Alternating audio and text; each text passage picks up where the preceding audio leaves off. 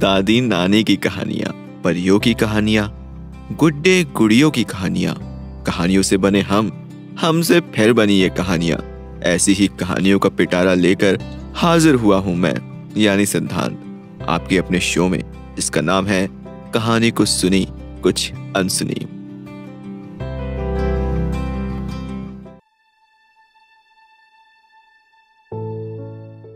दोस्तों, आज मैं सुनाने जा रहा हूं अमरकांत जी की लिखी कहानी दोपहर का भोजन। सिद्धेश्वरी ने खाना बनाने के बाद चूल्हे को बुझा दिया और दोनों घुटनों के बीच सर रखकर शायद पैर की उंगलियां या जमीन पर चलते चींटे चींटियों को देखने लगी। अचानक उसे मालूम हुआ कि बहुत देर से उसे प्यास लगी है। वो मतवाले की तरह उठी और गगरे से लोटा भर पानी लेकर गट गट चढ़ा गई। खाली पानी उसके कलेजे में लग गया और वो हाय राम कहकर वहीं जमीन पर लेट गई। लगभग आधे घंटे तक वहीं उसी तरह पड़ी रहने के बाद उसके जी में जी आया। वो बैठ गई, आंखों को मल मल कर इधर उधर देखा और फिर उसकी दृष्टि उस सारे में अध टूटे खटोले पर सोए अपने 6 वर्षीय लड़के प्रमोद पर जम गई। लड़का नंग धड़ंग पड़ा था। उसके गले तथा छाती की हड्डियां साफ दिखाई देती थीं। उसके हाथ पैर बासी ककड़ियों की तरह सूखे तथा बेजान पड़े थे और उसका पेट हंडिया की तरह फूला हुआ था। उसका मुंह खुला हुआ था और उस पर अनगिनत मक्खियां उड़ रही थीं। वो उठी, बच्चे के मुंह पर अपना एक फटा गंदा ब्लाउज डाल दिया और एक आध मिनट सुन खड़ी रहने के बाद बाहर दरवाजे पर जाकर किवाड़ की आड़ से गली निहारने लगी। 12 बज चुके थे। धूप अत्यंत तेज थी और कभी कभी एक दो व्यक्ति सर पर तौलिया या गमछा रखे हुए या मजबूती से छाता ताने फुर्ती के साथ लपकते हुए सामने से गुजर जाते। 10-15 मिनट तक वो उसी तरह खड़ी रही। फिर उसके चेहरे पर व्यग्रता फैल गई और उसने आसमान तथा कड़ी धूप की ओर चिंता से देखा। 1-2 क्षण बाद जब उसने सिर को किवाड़ से काफी आगे बढ़कर गली की छोर की तरफ निहारा तो उसका बड़ा लड़का रामचंद्र धीरे धीरे घर की ओर सरकता नजर आया। उसने फुर्ती से एक लोटा पानी उसारे की चौकी के पास नीचे रख दिया और चौकी में जाकर खाने के स्थान को जल्दी जल्दी पानी से लीपने पोतने लगी। वहां पीड़ा रखकर उसने सिर को दरवाजे की ओर घुमाया ही था कि रामचंद्र ने अंदर कदम रखा। रामचंद्र आकर धम से चौकी पर बैठ गया और फिर वहीं बेजान सा लेट गया। उसका मुंह लाल तथा चढ़ा हुआ था। उसके बाल अस्त व्यस्त थे और उसके फटे पुराने जूतों पर गर्द जमी हुई थी। सिद्धेश्वरी की पहली हिम्मत नहीं हुई कि उसके पास जाए और वो वहीं से भयभीत हिरनी की भांति सर उचका उचका कर बेटे को व्यग्रता से निहारती रही। किंतु लगभग 10 मिनट बीतने के पश्चात भी जब रामचंद्र नहीं उठा तो वो घबरा गई।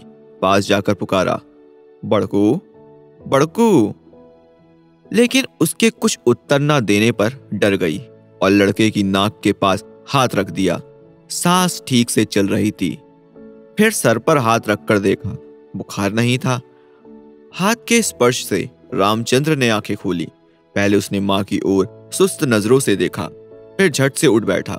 जूते निकालने और नीचे रखे लोटे के जल से हाथ पैर धोने के बाद वो यंत्र की तरह चौकी पर आकर बैठ गया। सिद्धेश्वरी ने डरते डरते पूछा, खाना तैयार है, यहीं लाऊं क्या? रामचंद्र ने उठते हुए प्रश्न किया। बाबूजी खा चुके?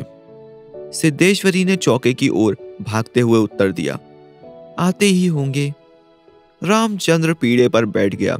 उसकी उम्र लगभग 21 वर्ष थी। लंबा दुबला पतला गोरा रंग, बड़ी बड़ी आंखें तथा होठों पर झुर्रियां। वो एक स्थानीय दैनिक समाचार पत्र के दफ्तर में अपनी तबीयत से प्रूफ रीडरी का काम सीखता था। पिछले साल ही उसने इंटर पास किया था। सिद्धेश्वरी ने खाने की थाली लाकर सामने रख दी और पास ही बैठकर पंखा करने लगी। रामचंद्र ने खाने की ओर दार्शनिक की भांति देखा। कुल 2 रोटियां, भर कटोरा पनियाई दाल और चने की तली तरकारी। रामचंद्र ने रोटी के प्रथम टुकड़े को निगलते हुए पूछा, मोहन कहाँ है? बड़ी कड़ी धूप हो रही है। मोहन सिद्धेश्वरी का मंझला लड़का था। उसकी उम्र 18 वर्ष थी और वो इस साल हाई स्कूल का प्राइवेट का इम्तिहान देने की तैयारी कर रहा था।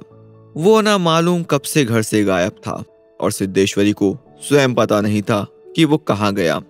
किंतु सच बोलने की उसकी तबीयत नहीं हुई और उसने झूठ मूठ कहा, किसी लड़के के यहाँ पढ़ने गया है, आता ही होगा।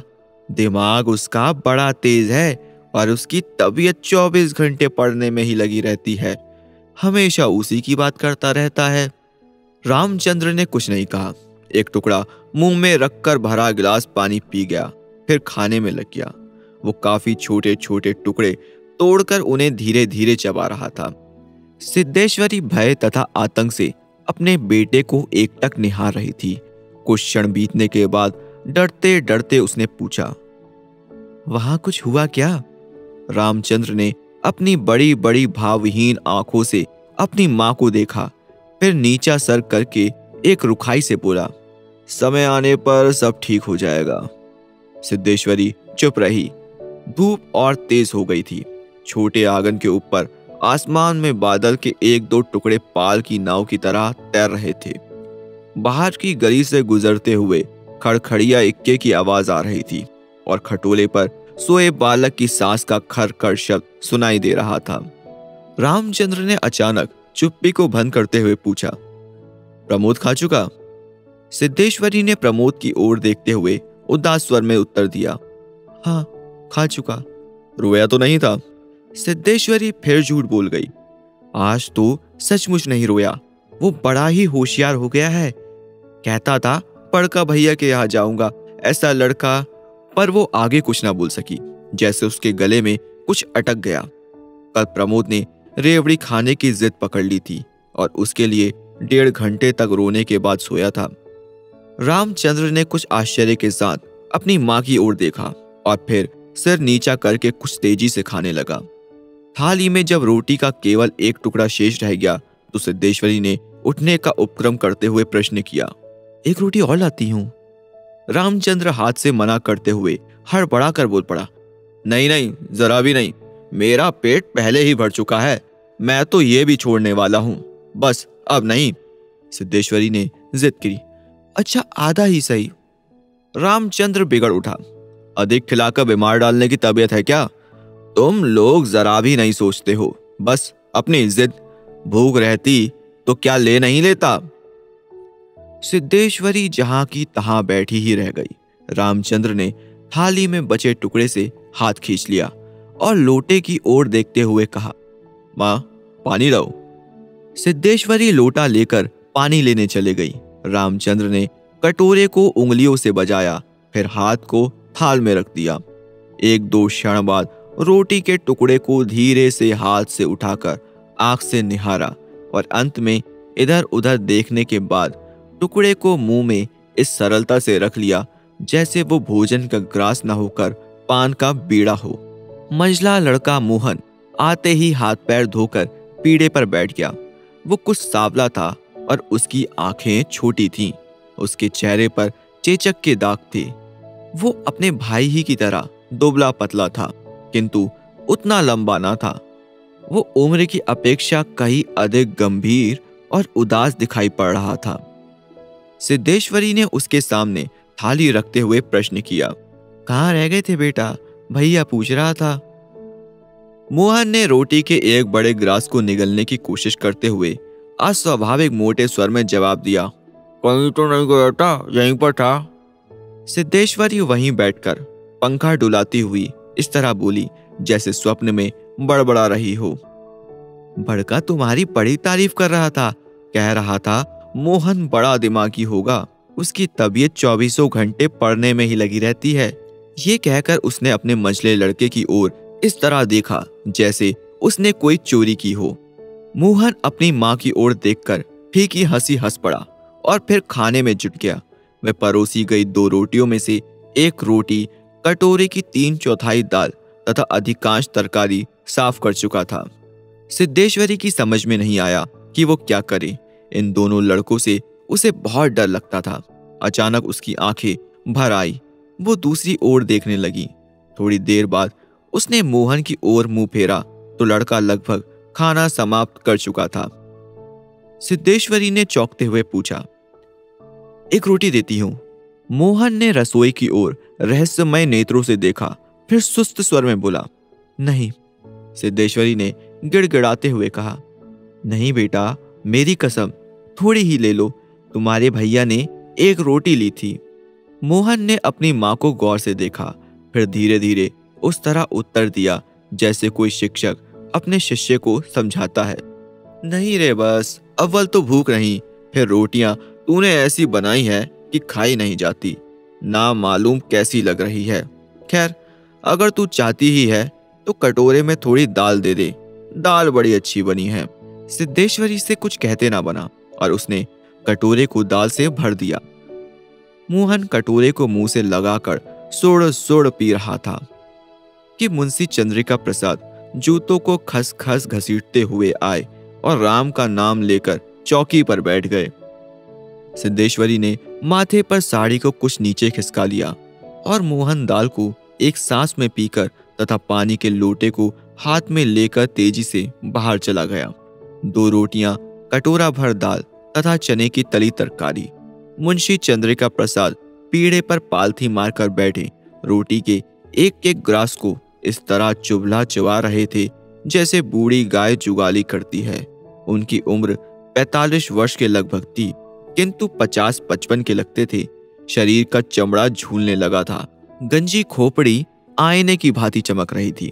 गंदी धोती के ऊपर अपेक्षाकृत कुछ साफ बनियान तार तार लटक रही थी। मुंशी जी ने कटोरे को हाथ में लेकर दाल को थोड़ा सुड़कते हुए पूछा, बड़का दिखाई नहीं दे रहा? सिद्धेश्वरी की समझ में नहीं आ रहा था कि उसके दिल में क्या हो गया है, जैसे कुछ काट रहा हो। पंखे को जरा और जोर से घुमाती हुई बोली, अभी अभी खाकर काम पर गया है, कह रहा था कुछ दिनों में नौकरी लग जाएगी। हमेशा बाबूजी बाबूजी के रहता है। बोला बाबूजी देवता के समान है। मुंशी जी के चेहरे पर कुछ चमक आई। शर्माते हुए पूछा, आए क्या कहता था कि बाबूजी देवता के समान है? बड़ा पागल है। सिद्धेश्वरी पर जैसा नशा चढ़ गया था, उन्माद की रोगड़ी की भांति बड़बड़ाने लगी। पागल नहीं है, बड़ा होशियार है। उस जमाने का कोई महात्मा है। मोहन तो उसकी बड़ी इज्जत करता है। आज कह रहा था कि भैया की शहर में बड़ी इज्जत होती है, पढ़ने लिखने वालों में बड़ा आदर होता है, और बड़का तो छोटे भाइयों पर जान देता है। दुनिया में वो सब कुछ सह सकता है, पर ये नहीं देख सकता कि उसके प्रमोद को कुछ हो जाए। मुंशी जी दाल लगे हाथ को चाट रहे थे। उन्होंने सामने की ताक की ओर देखते हुए कुछ हंसकर कहा, बड़का का दिमाग तो खैर काफी तेज है। वैसे लड़कपन में बड़ा नटखट भी था, हमेशा खेलकूद में लगा रहता था। लेकिन यह भी बात थी कि जो सबक मैं उसे याद करने को देता था उससे बर्राक रखता था। असल तो ये है कि तीनों लड़के काफी होशियार हैं। प्रमोद को कम समझती हो? ये कहकर वो अचानक जोर से हंस पड़े। मुंशी जी 1.5 रोटी खा चुकने के बाद एक गिलास से युद्ध कर रहे थे। कुछ कठिनाई होने पर एक गिलास पानी चढ़ा गए, फिर खरखर खांसने लगे। फिर चुप्पी छा गई। दूर से किसी आटे की चक्की की पुक पुक आवाज सुनाई दे रही थी और पास के नीम के पेड़ पर बैठा कोई पंडुक लगातार बोल रहा था। सिद्धेश्वरी की समझ में नहीं आ रहा था कि क्या कहे। वो चाहती थी कि सभी चीजें ठीक से पूछ ले, सभी चीजें ठीक से जान ले और दुनिया की हर चीज पर पहले की तरह धड़ल्ले से बात करे, पर उसकी हिम्मत नहीं होती थी। उसके दिल में न जाने कैसा भय समाया हुआ था। अब मुंशी जी इस तरह चुपचाप दुबके हुए खा रहे थे जैसे पिछले 2 दिनों से मौन व्रत धारण कर रखा हो और उसको कहीं जाकर आज शाम को तोड़ने वाले हों। सिद्धेश्वरी से जैसे नहीं रहा गया। बोली, मालूम होता है अब बारिश नहीं होगी। मुंशी जी ने एक क्षण के लिए इधर उधर देखा, फिर निर्विकार स्वर में राय दी, मक्खियां बहुत हो गई हैं। सिद्धेश्वरी ने उत्सुकता प्रकट की। फूफा जी बीमार हैं, कोई समाचार नहीं आया? मुंशी जी ने चने के दानों की ओर इस दिलचस्पी से दृष्टिपात किया जैसे उनसे बातचीत करने वाले हों। फिर सूचना दी, गंगा शरण बाबू की लड़की की शादी तय हो गई, लड़का एमए पास है। सिद्धेश्वरी हठात चुप हो गई। मुंशी जी भी आगे कुछ नहीं बोले। उनका खाना समाप्त हो गया था और वे थाली में बचे कुचे दानों को बंदर की तरह बीन रहे थे। सिद्धेश्वरी ने पूछा, बड़का की कसम एक रोटी देती हूँ, अभी बहुत सी हैं। मुंशी जी ने पत्नी की ओर अपराधी के समान तथा रसोई की ओर कनखी से देखा। तत्पश्चात किसी घुटे उस्ताद की भांति बोले, रोटी रहने दो, पेट काफी भर चुका है। अन्न और नमकीन चीजों से तबीयत ऊब भी गई है। तुमने व्यर्थ में कसम धरा दी। खैर, कसम रखने के लिए ले रहा हूँ, गुड़ होगा क्या? सिद्धेश्वरी ने बताया कि हंडिया में थोड़ा सा गुड़ है। मुंशी जी ने उत्साह के साथ कहा, तो थोड़ा गुड़ का ठंडा रस बनाओ, पीऊंगा। तुम्हारी कसम भी रह जाएगी, जायका भी बदल जाएगा, साथ ही साथ हाजमा भी दुरुस्त होगा। हाँ, रोटी खाते खाते नाक में दम आ गया है। ये कहकर वो ठहाका मारकर हंस पड़े। मुंशी जी के निपटने के पश्चात सिद्धेश्वरी उनकी झूठी थाली लेकर चौके की जमीन पर बैठ गई। बटलोई की दाल को कटोरे में उड़ेल दिया, पर वो पूरा भरी नहीं।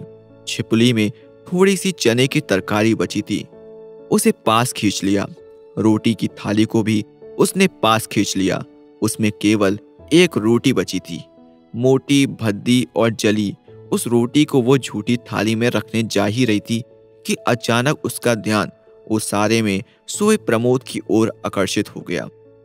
उसने लड़के को कुछ देर तक एक टक देखा, फिर रोटी को दो बराबर टुकड़ों में विभाजित कर दिया। एक टुकड़े को तो अलग रख दिया और दूसरे टुकड़े को अपनी झूठी थाली में रख लिया। तदुपरांत एक लोटा पानी लेकर खाने बैठ गई। उसने पहला ग्रास मुंह में रखा और तब न मालूम कहां से उसकी आंखों से टप टप आंसू चूने लगे। सारा घर मक्खियों से भन भन कर रहा था। आंगन की अलगनी पर एक गंदी साड़ी टंगी थी जिसमें कई पैबंद लगे हुए थे। दोनों बड़े लड़कों का कहीं पता नहीं था। बाहर की कोठरी में मुंशी जी औंधे मुंह होकर निश्चिंता के साथ सो रहे थे, जैसे 1.5 महीना पूर्व मकान किराया नियंत्रण विभाग की क्लर्की से उनकी छटनी ना हुई हो और शाम को उनको काम की तलाश में कहीं जाना ना हो।